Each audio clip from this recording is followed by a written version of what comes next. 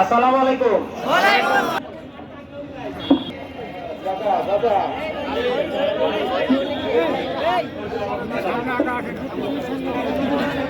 উপস্থিত মঞ্চে উপবিষ্ট আমার শ্রদ্ধেয় চাচাগণ, আমার মুরব্বীগণ, পাংশা উপজেলা আওয়ামী লীগ, যুবলীগ, ছাত্রলীগ, স্বেচ্ছাসেবক লীগের আমার ভাই ব্রাদার বৃন্দ, আর সামনে উপবিষ্ট